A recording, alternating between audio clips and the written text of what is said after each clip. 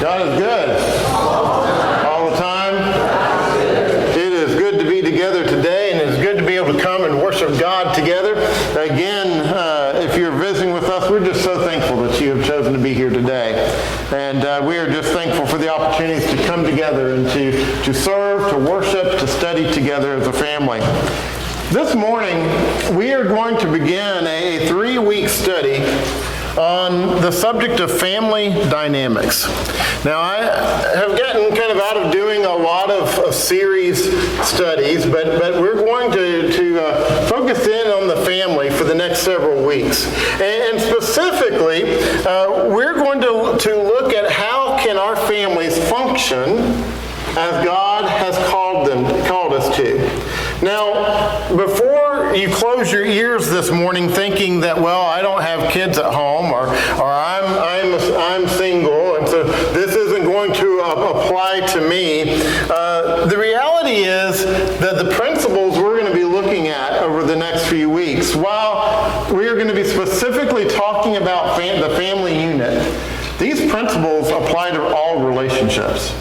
They apply, yes, to the husband and the wife relationship, the parent-to-child relationship, but these principles will also apply to the relationships you have with your close friends. They will apply to the relationships you have at work, and the list goes on and on.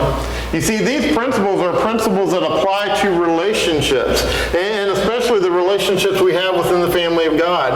And so while we will be focusing in on the family unit during this study, we want to recognize that it is really about relationships. Now, as we begin our study together, I want to ask a very simple question. Is there such thing as a perfect family? Does the perfect family even exist? Well, what is a perfect family anyway?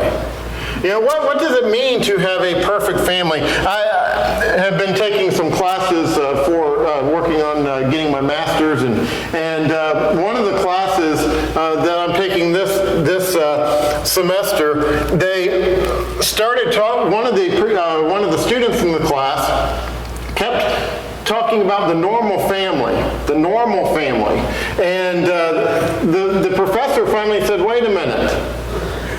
Please define for me normal family." Because the reality is that we all have differing views on what that is. And if we're honest, while we recognize that there is no such thing as a perfect family, we all come into this discussion with our own preconceived ideas of what the ideal family looks like.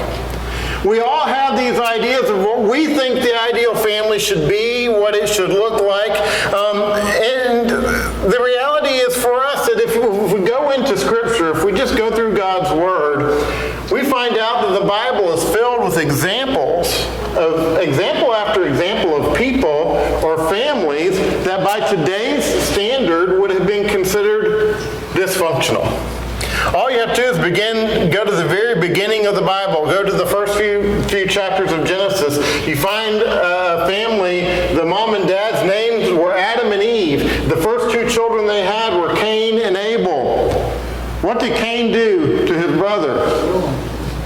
He took his life. We go a few chapters further into Genesis, and we find a man by the name of Abraham. Abraham had 2 sons. One of those sons is actually his firstborn son. He's sent away into exile with his mother. Just sent them away from the family. Then you come to Jacob. Jacob had 12 sons, but 10 of those sons decided to sell one of them into slavery and then pass them off for being dead. And then you go a few books into the Bible and you find a man by the name of David. He was a king. He had multiple wives, and with those wives he had multiple children. But he had a family that was messed up. It was so messed up that one of his sons, Absalom, took the life of another and then sought to overthrow his father and take his throne. And we could go on and on and on through Scripture looking at families that had challenges and problems. But then when we go to the New Testament, We can look to a family that the mother was Mary, the son was Jesus, but he was raised by a stepfather, Joseph. And they spent much of his infant life running for their lives and in hiding from the king. You see, lives and families are filled with all kinds of challenges, and what this tells us as we look at these few examples is that raising a family in this world is hard. It's just hard. And guess what? It always has been. You know, I hear people say, well, raising kids in this world today is so difficult. Guess what, folks? Raising kids in this world, period, has always been difficult. It's just hard. It's hard raising families in a broken world. And so over the next 3 weeks, what we're going to do is we're going to look at the 3 different lies that Satan wants us to believe about families. You see, Satan wants you to believe that you have to be the perfect family. And so what he does is he paints this false picture of what the ideal family looks like, because he knows that if he can get you focused on this idea that the only way we can be pleasing to God is if we have the perfect family, then what happens when we realize our family is not perfect? We have failed. And that's what Satan wants us to do. He wants us to think that we failed so that we don't even try. If he gives us an unattainable goal out there and he can just convince us that our families have to look a certain way and have to act a certain way in order to be pleasing with God, most of us will just close up shop and forget about it. We won't even try. And so we want to look at these 3 lies that Satan wants us to believe. And the first lie is this. The first lie that we're going to consider this morning is that the ideal family, the perfect family, doesn't fight. The perfect family doesn't have conflict. The perfect family doesn't have issues. You know, every time you see them, they're all dolled up. They look perfect. They play the part. And guess what? When they go home, it looks exactly the same. Have you ever had that family in your congregation, or maybe in other relationships, where everywhere you see them, they just look the part, right? They come to church on Sunday, and all the kids just look beautiful. The whole family looks great. They all have their Bibles. They have smiles on their faces. They are pleasant the whole time. And you know that that's how they are every single day, right? You know that's the way they always are. Well, see that's the picture that the world wants to paint, that we have to somehow be this perfect family without any conflicts, without any fighting, and yet we all recognize that conflict is a part of relationships. Conflict is a part of life, and guess what? It's also a part of our families. We deal with conflict in every aspect of our lives, in every relationship in some way, form, or fashion. And the same is true with our families. And see, it's not really about whether or not we have conflicts, because we are going to, but instead the real issue is how do we choose to deal with those conflicts? How do we address those conflicts in our lives? In Galatians chapter 6 and verse 7, Galatians 6 and verse 7, the Apostle Paul says, "Do not be deceived, God is not mocked, for whatever one sows, that will he also reap."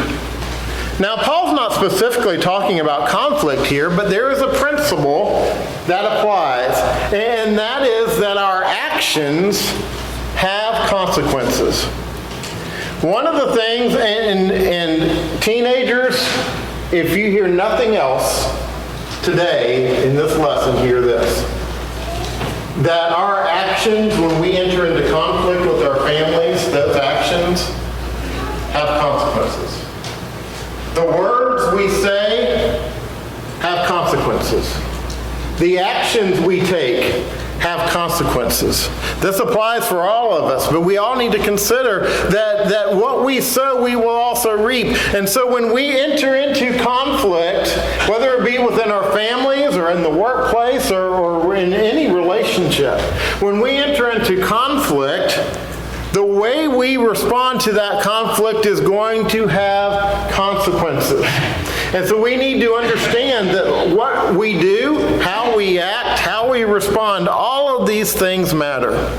And so this morning, as we look at this issue of how to fight fair, how to enter conflict and to deal with it and address it in a way that God would have us to, I think there are four basic rules that we need to consider this morning. The first one is this. We need to listen and understand, or listen to understand, not to reload. You see, what so often we end up doing is we passively listen so that we can prepare for our comeback, right? So we can be ready for what we're going to come back with. When you fight or when you are in an argument with someone, what are you typically doing while they're talking? Are you thinking about your comeback? Are you preparing your argument? Are you trying to figure out what's going to get them the most? Or are you really seeking to understand what they're saying? Husbands, what are you doing when your wife is talking to you? What are you thinking about? Wives, what are you doing when your husband is seeking to talk to you? Kids, what are you doing when your parents are trying to talk to you? Parents, what are you doing when your kids are trying to talk to you? You know, I'll be the first one to say that when I was a teenager, I liked to argue. I liked to argue because that was sport for me. You know, and I wasn't that great of a listener because my whole goal in any argument I had with my parents, and typically with my mother, I knew better than to argue with my dad, but I argued with my mother a lot. And my whole goal was to win the argument. That was it. So I really didn't care what she had to say. Didn't really matter. And while she was talking, I was preparing my daggers. I was preparing what I was going to come at her with instead of stopping to really hear her. Sometimes as parents, we find ourselves in that same struggle. Because you see, it's not that we want to attack our kids, but we want to help them. So they're talking to us, and the whole time we're thinking, okay, well, what can I say to them to get them to understand? Rather than really listening to them, rather than really stopping to hear them. There are two passages, I think, that apply to what we're talking about here. And the first one is found in Proverbs 18 and verse 2. Proverbs 18 and verse 2, Solomon says, "A fool takes no pleasure in understanding, but only in expressing his opinion." What is he saying here? He's saying that the foolish person really could care less about understanding what the other is saying. Because all they want to do is share their opinion. Why? Because our opinions aren't really opinions, are they? Everybody else has an opinion. I have what's right. That's the way we tend to look at it.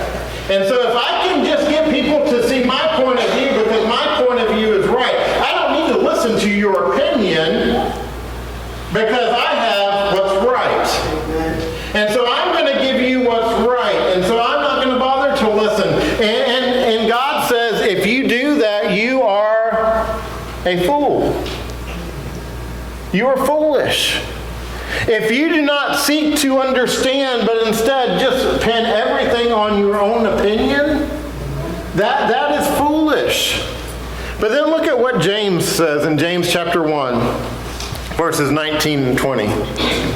James chapter 1, beginning in verse 19, he says, "Know this, my beloved brothers, let every person be quick to hear, slow to speak, slow to anger.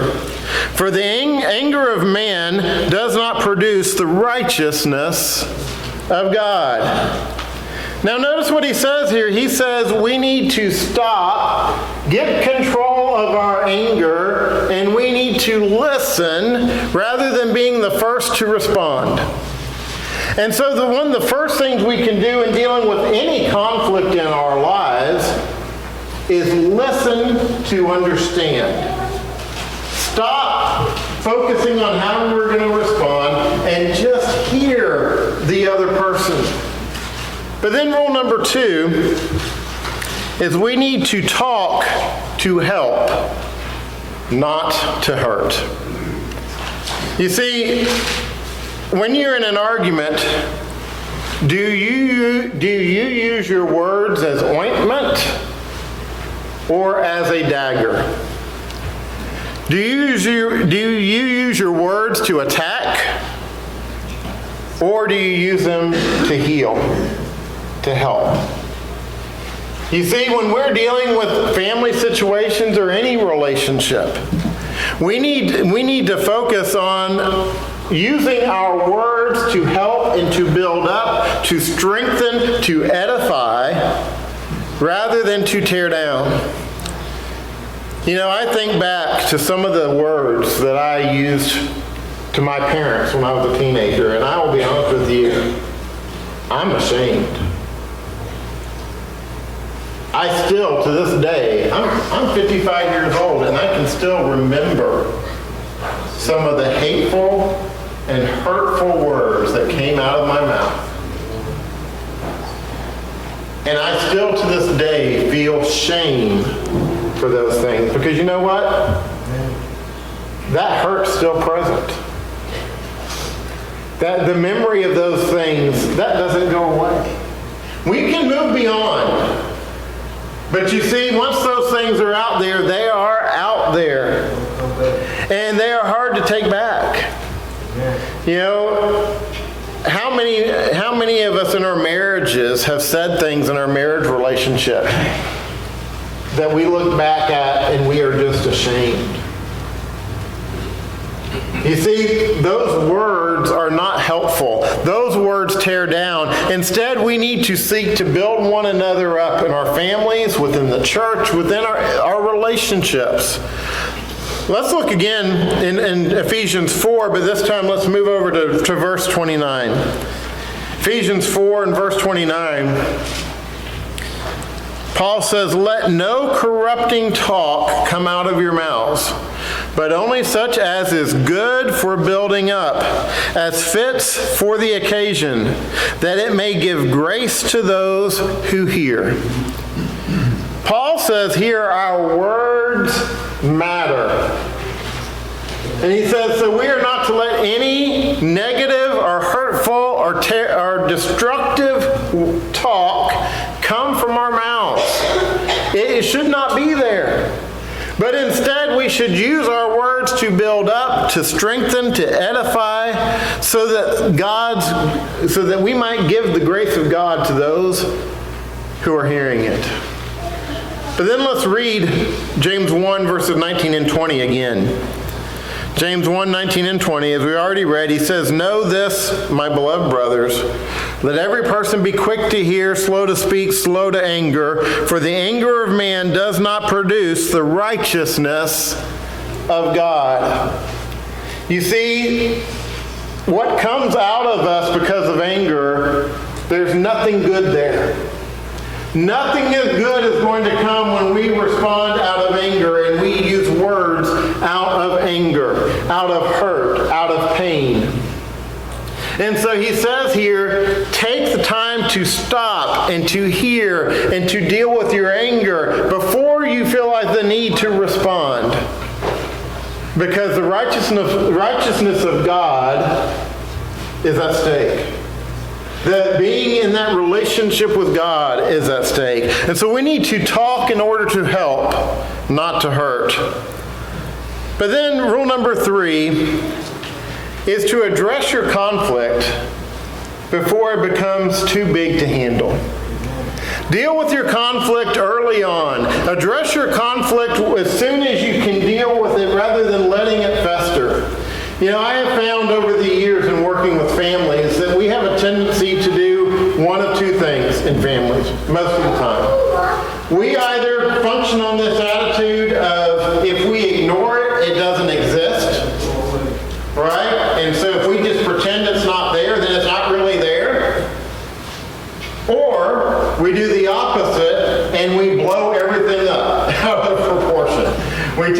one extreme or the other. The reality is the best thing we can do is address conflict as we can before it becomes insurmountable. I want you to look at Ephesians 4, verses 26 and 27. Ephesians 4, verses 26 and 27. Here Paul says, "Be angry and do not sin. Do not let the sun go down on your anger, and give no opportunity to the devil." Now, I want us to look at this passage because I believe that we have used this passage inappropriately over the years. I have heard people say that this passage is saying that you have to deal with your conflict before you go to bed. That you have to address your conflict before you go to bed, because if you don't, if you go to bed and you haven't dealt with your conflict, then you've sinned. You've committed some kind of, you've done something wrong. Look at that verse. He doesn't say deal with the conflict. He says deal with your what? Anger. Deal with your anger. You see, our anger sometimes has nothing to do with the conflict itself. And what he's really saying is don't let the sun go down on your anger. You address that. The reality is there are some situations of conflict that we can't deal with overnight. Folks, there are marriages that have just gone through all kinds of trouble and turmoil, and that can't be solved before you go to bed. There are conflicts between parents and children that are so severe that can't be solved in a 24-hour period. But we can address our anger so that we can then work on the conflict. And the principle is this. The principle is deal with your issues before they become insurmountable obstacles in your life. Don't allow the problems in your family to become so great that you can't get past them, that you can't move beyond them. Deal with them early on. You see, if we just ignore the conflicts in our families, they get bigger and bigger and bigger until we cannot ignore them any longer. You see, we think we can ignore the elephant in the room until that elephant becomes the room. Conflict destroys. And so the best thing we can do in our families is deal with our anger so that we can address the conflict early on before it becomes too great. But then the final point, and this really probably should have been number one because I think it's most important, and that is to remember to include God in the process. When you're dealing with conflict, when you're dealing with issues within the family, don't leave God out of the process. I would encourage you, one of the first things to do when you're dealing with a conflict situation is stop and pray together as a family. Stop and spend time in prayer, or take time before you respond to separate yourself and spend time in prayer before you respond to the situation. You see, we have a tendency to think we just have to go. As soon as something happens, we've got to deal with it right then. Sometimes we need to stop and make sure God's a part of the process. Include Him in the discussion, include Him in the plan. To make God a part of it, because if God is the center of our family, shouldn't He be the center of resolving our conflict as well? You see, it's not about whether or not we will have conflict. It is how we deal with that conflict. And these principles apply to any conflict we face in life. The reality is families do have problems. Families do have conflict. But the spiritually healthy family is going to deal with conflict in a way that pleases God. So we listen to understand. We talk to help. We address conflict quickly. And we always include God in the process. You see, if we do this, we will have stronger marriages. We will have stronger family units. And we will have a stronger church. Several years ago, I was working with the congregation. We did not have many families, young families in the congregation. And I did a series of lessons on the family. And I was criticized for doing that series of lessons because they said, we have people in this congregation that don't have families. And you're preaching a whole series of lessons on the family and it doesn't apply to them? Guess what that congregation still doesn't have? Families. You see, a strong church is going to have strong families. And one of the greatest things we can do as a family here is focus on our families. Build stronger marriages. Build stronger family units. Strengthen our kids. That's not only in preaching, that's in every aspect of our work. We are blessed here to have a number of families, and we want to lift them up and hold them up. But the reality is today it's about relationships, and it is ultimately about our relationship with God. If you want to have a strong family, focus on your relationship with God. If you want to have a strong marriage, focus on your relationship with God.